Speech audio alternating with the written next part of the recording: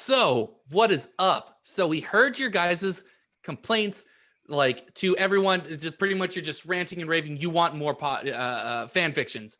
We got them right here, right now. This is our second fan fiction reading right here. It is going to be Harry Potter and the School of Prayer and Miracles. Miraculous. Yes. There. Is that good enough for you, Shane? I suppose, but we should probably identify who we are. By the way, Podcast of my Immortal fame. Yes, we are the fun and friendly hosts of the Disinformed podcast, which means that I am Shane. I am John. And I'm Michael. And what we are doing is we are never letting Michael do an intro again. That's what we're doing. But for you put it on me. I couldn't handle the stress. That sounded like Ben Shapiro trying to describe AOC's feet. What we're saying they're just magical feet. I just need them. I need them in my life. I paid thousands of dollars for them. Please give me the feet. I can't quit this hard enough. So for those who are uninitiated, what we have done previously is on our glorious little podcast, we did record a fan fiction previously. We read My Immortal by Tara Gillespie, which can be found on Bandcamp right now. And so this is our follow-up to that, the sequel, if you will, part deux. And we are going to be performing the Hogwarts School of Prayer and Miracles. Just to give you a little context before we just scream at you like a mattress salesman from Sheboygan, Wisconsin. Can I do this real quick? No. Hey, raise your hand if you have done professional voice acting. I don't have hands. I was born without them. Blink twice if you've done professional acting. I have no eyes. I was born without eyelids. I cannot see. Yeah, okay, so John and Michael are not voice actors, in case you weren't aware. That's what John is trying to get to. I have trying to get back into it. Done this, from time to time. That's how I used to intro my Immortals. I'm trying to put that hat back on because I've had a beautiful month on this nonsense. I thought that, or has it been more than a month? It's been more than a month. Quite a long time, actually. It has been a nice coast on the water. So we did a little Twitter vote, and a listener vote as well. Mm-hmm. And this is what you guys voted for. So if you don't like this, it's not only Michael's fault, it's yours. Yeah, I'll take that. But Shane, do you have anything before we start jumping in? No, Michael? I think we've given a sufficient amount of preamble here just to get everybody initiated. And, for those who don't want to wait through the whole thing, because, of course, our average, view time on YouTube right now is about 30 to 45 seconds. So if you made it this far, congratulations. But we have that podcast comes out every week on Monday. This will be airing every Wednesday. And, of course, we have Disinformed After Dark, our other appropriate podcast companion that's on YouTube here every Friday at 10 a.m. Mountain Time. So check us out there. But without further ado or delay, we're going to dive into this bloody thing. So we do cold reads, just in case you folks don't know. That's important. Yeah. We have never actually been exposed, other than Michael, who comes up with the scripts and throws this all together. John and I have never seen this before, so you are going to have very candid reactions from us as this begins to unfold. Yeah, and for the time being, I think we're just going to we're going to tackle this in chapter installments, short, digestible chunks. Mm-hmm. Sloth, love, chunk. Okay. So, shall we, gentlemen? We shall. We would like to take a moment. Oh, we're not going to have the musical stab here. What a sad state of affairs. But I mean, if Michael learns how to edit video, he could always put it in. On top of the other monetize me, then I'll think about it. Yeah, I was going to say, let's run a clean show, gents. I mean, Michael. He has an OnlyFans going, so technically you're already monetized, Michael. Not with this thing. That OnlyFans is a completely separate thing. Okay, duly noted. All right. Yes. So we are happy to bring to you the initial installment, maybe the last one, who knows, of the Hogwarts School of Prayer and Miracles, as performed by the Disinformed podcast. Chapter 1. Hello, friends. My name is Grace Ann. I'm new to this whole fan fiction thing, but recently I've encountered a problem that I believe this is the solution to. My little one's been asking me to read the Harry Potter books, and of course, I'm happy for them to be reading, but I don't want them turning into witches. So I thought, why not make some slight changes so these books are family friendly? Save me. And then I thought, why not share this with all the other mommies who are facing the same problem? So, without further ado, once upon a time, there was this little boy named Harry Potter who lived under the stairs in a house on Privet Drive with his aunt and uncle. He was a good, obedient boy who did all his chores, but he felt that there was something missing in his life. Something big and special. Oh, it's big. He couldn't quite name it. He stayed up every night and he wished for this special something. But then one day there was a knock at his door and everything changed. Answer the door, Harry. His Aunt Petunia, a career woman, barked from her armchair where she sat with her feet up. She had a short, curly blonde hair. She had short, curly blonde hair and never wore any makeup. Uncle Vernon nodded sheepishly from the kitchen and put a tray of moist, chocolatey brownies in the oven. Shouldn't you be doing that? Harry thought, but he was a very obedient young boy, so he answered the door right away. He turned the brass metal doorknob and pulled open the heavy wooden door. On the porch was standing a huge, muscular man with a big, manly beard. And he was dressed in a plaid red shirt, blue jeans, sturdy leather boots.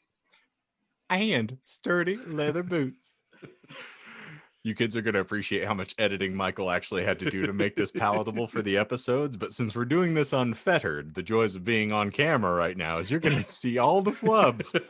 But the audiobook, though. The audio. Oh, yes. It'll that be will be seamless. Mwah, clean. Fantastic. But part of the Chef's fun here kiss. is watching us stumble into shock and disarray while I start having like small seizures on this. Okay. So back to your Stephen King character. Indeed. His chest was covered in a thick, unruly carpet of coarse brown hair. Just turns on my faucet. Sploosh. He wore a necklace that looked to Harry like a lowercase t. Bizarre. Just looking at Harry feel happy, peaceful somehow. I'm assuming that's a typo that Michael didn't manage to get in there. Nope, that was everything has been We're back to recreated verbatim. verbatimly. Yes. Okay, Yes. There well are then- typos here. Blame the bloody author, folks. Mm-hmm. Who is the author? Do we know? Grace Ann. Roseanne? Is that what you said? Grace Ann. According to the profile, it is called Proud Housewife. Oh, man. Well, credit where credit's due. The subcategory on John's favorite adult channels. Yep. Okay. Just looking at Harry feel happy, peaceful somehow, but he couldn't say why. Good morning, kiddo. The man greeted amiably and smiled at Harry. He had the peaceful, friendly sort of face that you just knew you could trust. My name's Hagrid. Could I speak to your mommy and daddy? I don't have a mommy or daddy. Harry replied sadly and looked at his raggedy old shoes that were blue. Perhaps that was why he felt so lonely, he thought. Not for the first time. Maybe that was what he was missing, a mommy and a daddy. But Mo? Sorry, I realized I typed that wrong. It's no. Oh, so it's not verbatim. So I've betrayed the trust of the co-host. fat fingered and flippant little. I'm not cursing. We're keeping this Think of Christian. the 5 cents per 3 listeners. Oh goodness. So I'm sorry. Michael, for the listeners who are catching this now and have been rudely disrupted, Michael's changing the doc as I'm trying to read it. Oh yeah, I see it too. Is a glorious hurdle to try to run through when you're in mid-sentence and the word changes. Silly I swear, sack of- I don't know why I miscaught that. I'm usually a lot more attentive All right, with that. So. let's quit with the apologizing. This isn't your bedroom. So here we go. But no, that was not quite right. I'm so sorry to hear that, Hagrid uttered emphatically. You can speak with my auntie and uncle. Harry retorted politely and blinked his big blue childlike eyes. What do you want? Aunt Petunia peered out the door with her narrow, suspicious eyes, and she was wearing a baggy, unflattering pantsuit. Hello, neighbor. I was just wondering if you've been saved. Hagrid exclaimed brightly and tipped his wide-brimmed straw cowboy hat. Yeah. Aunt Petunia laughed a gravelly laugh. Apparently she likes the backy. And leaned forward on her sturdy, practical boots. Can you give us a gravelly laugh?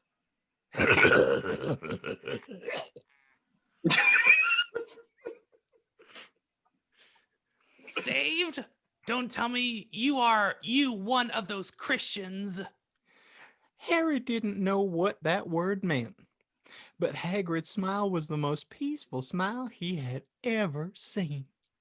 It made Harry feel warm and happy inside, just seeing the flowing, radiant grin on the kind, friendly stranger's face. He wondered why Aunt Petunia and Uncle Vernon didn't smile like that. Yes, I am, Hagrid replied kindly. Are you? Aunt Petunia laughed again and stuck her pointy, sharp nose up in the air. We are too smart for that. Haven't you read Dawkins? God is dead. Dawkins proved that. Would you like us to educate you on the Dawkins? Or the Dawkin, for all of you metal fans. What is a Christian? Harry queried innocently and scuffed his shoe on the shaggy yellow carpet, which had not been vacuumed in quite some time. Atheists are disgusting.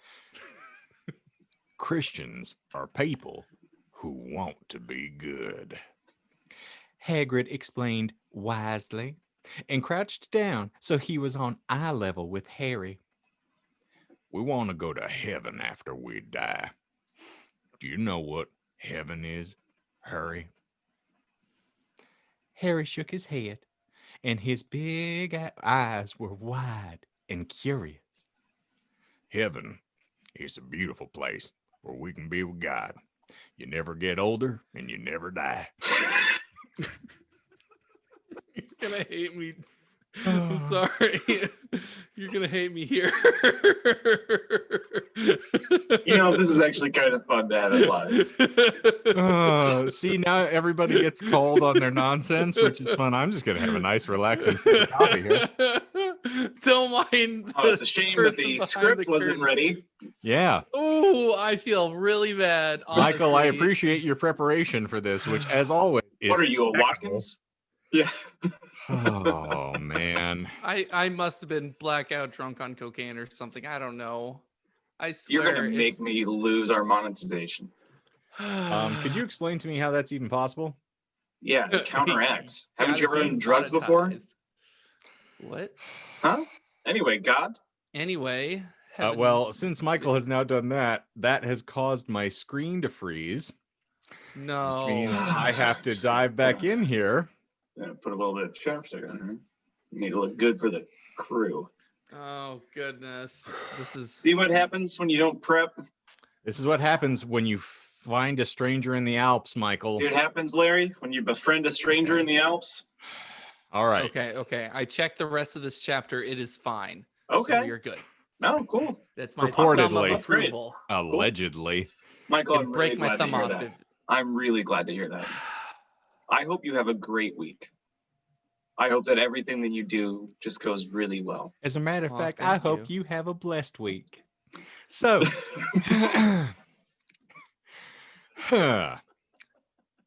hair grids. Heaven is a beautiful place where we can be with God. Aunt Petunia smacked her hands over Harry's young ears, and her voice was sickly sweet when she said, Thank you very much for your concern, sir. But he does not need your religion. He has science and socialism and birthdays. Haven't you ever heard of evolution? I have a very good textbook on evolution that I could give you on it if you would like to learn things. Hagrid laughed wisely. Evolution is a fairy tale. You don't really believe that, do you? Yes, I do. Aunt Petunia screeched. Well then, prove it. Aunt Petunia could only stare at him, and her big mouth hung open dumbly. Here she thought she was so educated and always demanded that Christians prove what they believed in, but she couldn't even prove her own religion. It was then that Harry knew who the smart one here was. Checkmate, atheists. Tell me how to get to this heaven place. Harry cried wistfully, clasping his hands together. Sometimes the wisdom of the little ones is really amazing. We think we grown-ups know it all, but then God speaks truth through the mouths of the little ones, and he shows us how we are all mortals struggling along the path of life. Humility.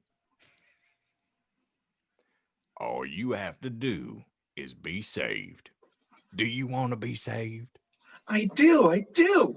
Harry squealed like a pig under a gate, jumping up and down. Then pray the sinner's prayer. Aunt Petunia tried to stop him, but she was powerless against Harry's pure, innocent, holy energy. Sue-woo. Soon, Harry had said the prayer. Hagrid That's the prayer. beamed happily. You're a Christian now, Harry. Hagrid cried proudly. Harry smiled, but then interrogated. But how do I be a Christian? I don't know how. Hagrid grinned widely. There's only one place to learn that. Hogwarts School of Prayer and Miracles. So, what do y'all think? I may not be a professional writer, but I think I'm being given the talent to pull this off in service of his great mission. Or Smiley a face. great mission. I got the smiley face just for you. And that is the end of chapter 1. And if you ain't down with G-O-D, I got 2 words for you. Better pray. Not my Jesus. This is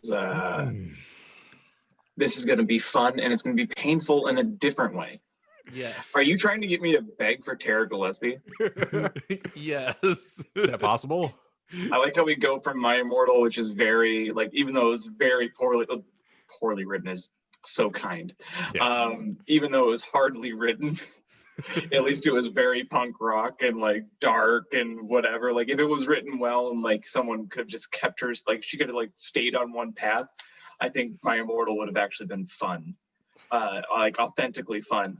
This, I think, I'm going to be begging for death, just like the lead character in God Is Not Dead, the movie, which I have the displeasure of seeing years ago. Oof. And the subtext of that whole movie, I feel, is going to share a subtext with this fanfic, most which certainly. is, if you're an atheist, you will die.